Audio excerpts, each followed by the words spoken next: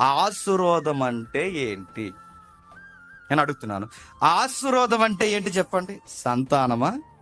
కాదు. ఆశీర్వాదం అంటే సైకిల్ తొక్కేవాడు బండి కొనడం, బండి తొక్కేవాడు కారు కొనడం, అద్దిల్లో ఉన్నవాడు సొంత ఇల్లు కొనడం, ఆరోగ్యం లేని వాడికి ఆరోగ్యం రావడం అడుగుతున్నాను. ఇది ఆశీర్వాదమా? కనీసం అడుగుతుందండి. బైబిల్లో ఉన్నదే ఆలోచిద్దామండి. వీడన్నీ ఎలాగే చెప్తాడు అనుకోకండి, బైబిల్లో ఉన్న చెప్తున్నాను నేను. ఆశీర్వాదం అంటే ఏంటి అడుగుతున్నా. ఆశీర్వాదం అంటే ఇది లేనిది అది, అది లేనిది అది సెకండరీ అడుగుతున్నాను. ఆశీర్వాదం అంటే ఏంటి? ఆశీర్వాదం అనే పదానికి మీకు ఈ ఫ్రేమ్ అర్థమవుతుందో లేదో మరలా చెప్తున్నాను. ఆశీర్వాదం అంటే తెగిపోయిన బంధం ఉందో ఏదేంలో, ఆ తెగిపోయిన రాజరికం అనే బంధం ఎప్పుడైతే తెగ్గొట్టారో ఈ మనుషులందరినీ దేవుడు దూరం పెట్టాడు. ఎప్పుడైతే ఈ మనుషులందరినీ దేవుడు దూరం పెట్టాడో, దూరం పెట్టిన వారిలో నుంచి ఒక వ్యక్తిని దగ్గర తెచ్చాడు. ఆ దగ్గర తెచ్చుకున్న వ్యక్తి ఎవరు? సంతానం లేనివాడు. సంతానం లేని వాడితో నీ సంతానం ద్వారా ఆశీర్వదిస్తాడు. ఆశీర్వాదం అంటే ఏంటి?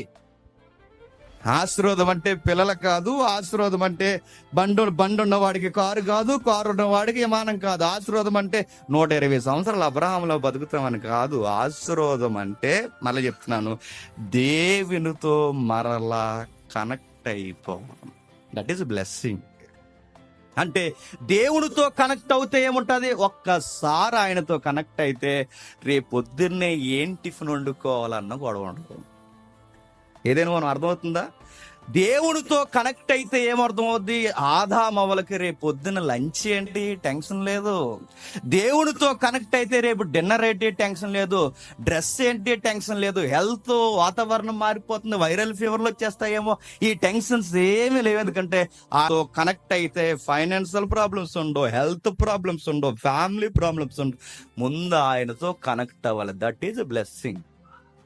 మనం ఆయనతో కనెక్ట్ అవ్వకుండా ఏం అడుగుతాం చెప్పండి? హెల్త్ ఇచ్చేయమంటాం చెప్పండి, ఫైనాన్షియల్ గా నిలబెట్టమంటాం. కనెక్టింగ్ లో మాత్రం ఉండు. నువ్వు కనెక్ట్ అయితే అన్ని కనెక్ట్ అయిపోతాయి. ముందు ఆయనతో కనెక్ట్ అవ్వాలి. ఆయనతో కనెక్ట్ అవ్వడమే బ్లెస్ చేయబడడం.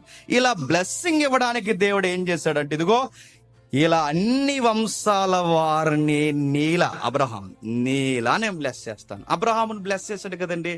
ఎలా బ్లెస్ చేశాడు? కనెక్ట్ అయిపోయి ముందు నాతో. ఎలా కనెక్ట్ అయిపోవాలి? నీ సొంతూరును వదిలే, నీ సొంతోళ్ళను వదిలే, నీ తల్లిదండ్రులను వదిలే, నీ ఇరుగు పొరుగు వారిని వదిలే, నీ భూభాగాలు వదిలే, అన్ని వదిలే, కట్టుబట్టలతో వచ్చే. దీన్ని వచ్చేసి అడుగుతున్నాను, మరి రేపు నుంచి నీడ్స్ ఎలా? రేపు నుంచి పరిస్థితులు ఎలా? రేపు నుంచి బండి ఎలా ముందుకెళ్తుంది? నువ్వు కనెక్ట్ అయ్యా, మొత్తం దేశమే నీకు ఇస్తాను. అంటే ఆయనతో కనెక్ట్ అయిపోతే, అంతకుముందు ఊరనే టౌన్లో కొంచెం భూమే ఉండుంటది. ఇప్పుడు ఈయనతో కనెక్ట్ అయితే భూమి అంతా నీదే అవుతుంది. నా మాట మీకు అర్థమవుతుందా? బ్లెస్సింగ్ అంటే అర్థం అవ్వాలి. అంటే దేవుడు ఎలా బ్లెస్ చేస్తున్నాడు చూడండి.